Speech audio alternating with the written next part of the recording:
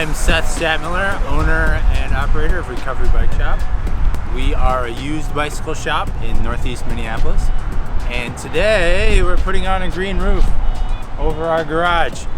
We're very excited about what this will mean for the community. This is part of a much larger project on this block. In a wet year, this can still filter 60% of the water, capture and filter 60% of the water that falls on it. It'll provide insulation benefits for our future projects. It's super attractive.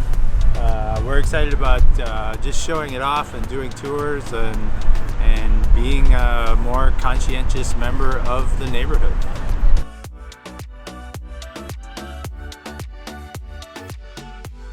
So this is a green roof retrofit, and so the tray system is kind of the only option with what the structural integrity of the roof would allow. This roof, when it's fully planted, will be able to absorb an inch of runoff from what falls on it, as well as the secondary roof above it here that drains in.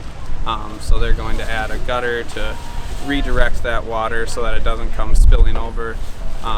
But it will be able to accommodate all of that before then it would overflow to where it currently goes, to the alley. It was supposed to be a rain garden, but we have so little space. This is Elizabeth. This is my partner, also owner of the bike shop and the building. Spouse and partner. And we have no ground. Almost the entire plot of property is building. There's a sliver of parking lot that we have to have. After a little while it became, let's do a green roof, or can we do a green roof? What's the feasibility of that?